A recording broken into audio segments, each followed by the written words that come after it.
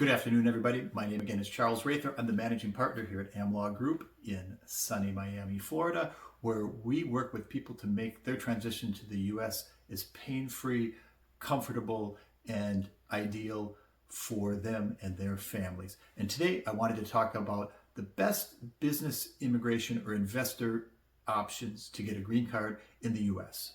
So if you find this helpful, I really suggest you sign up for our web channel or our YouTube channel so that you can get all our latest episodes when they come out. And if you find today's episode especially interesting and helpful, we'd love it if you could leave a like and as well as any comments you might have in the commentary section.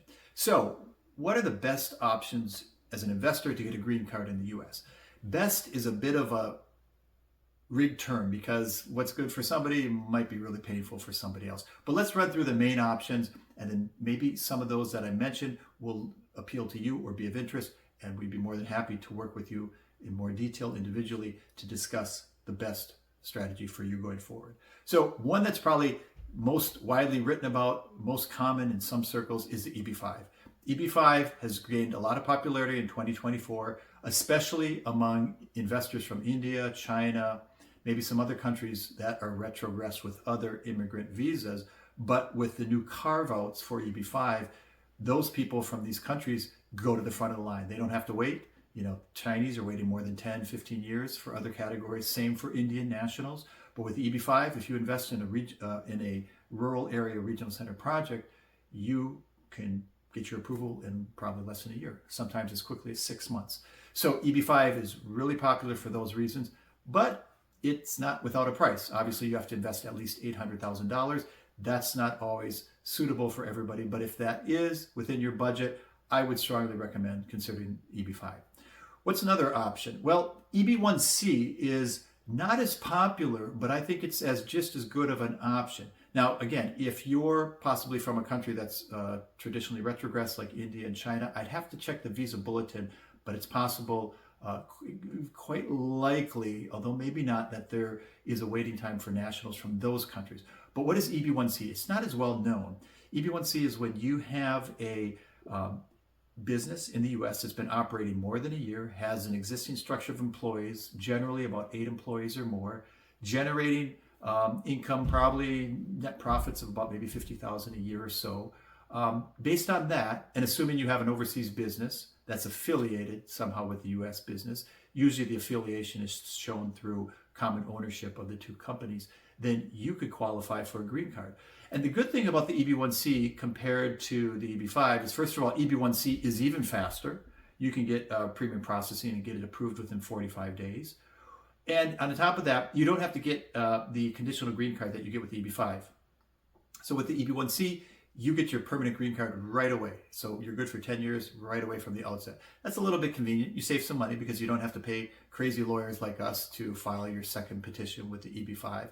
So in that respect, EB-1C is better. But what's the but?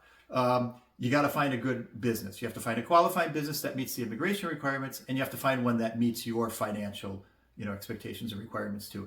And I have to tell you, in my nearly 20 years of doing this, it can be really tough finding a qualified business that meets these criteria and is within the budget of our clients. Because if you really want to, if you want to find a very profitable business that meets the immigration requirements, 8 or 10 employees and stuff like that, you're probably looking at a purchase price of a business of close to $1 million. You certainly might be able to find something less expensive, maybe 700, 800,000, but I would say generally you're looking at $1 million plus. And if that's what the price tag is, a lot of times clients just go with the EB-5 because it's a passive investment. They don't have to worry about operating the business, and it's actually less money. So a lot depends on your interest. Maybe you're planning to launch a business in the US no matter what. And so just using that business for the green card is just kind of like a cherry on top of the cake and gives you an extra bonus. But if you're specifically looking for an instrument to immigrate to the US, then the EB-1C might not be your best option.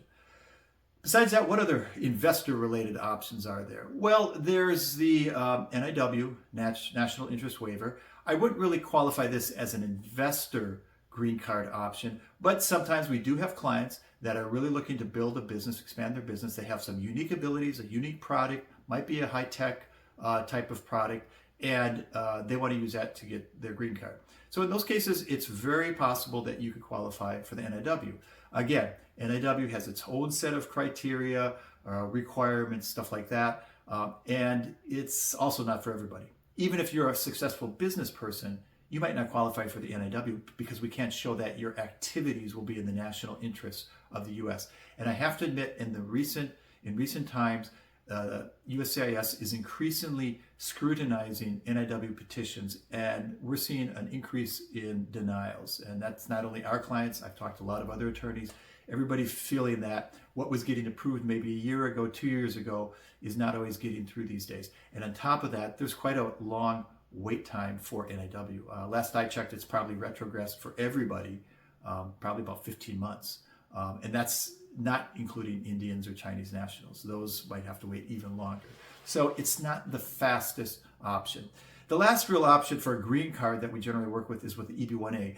Again, that's for people with extraordinary abilities. It's not really an investor visa. It's very quick, premium processing within 15 days. But again, you need to qualify and show you have the qualifying, recognition, prizes, articles, stuff like that. But if that is something you think you might qualify for, I would definitely look into the EB-1A. I hope this overview was helpful in giving you just a taste of what options exist out there. To get more detailed information, please reach out to us directly so we can personally help you with your strategy.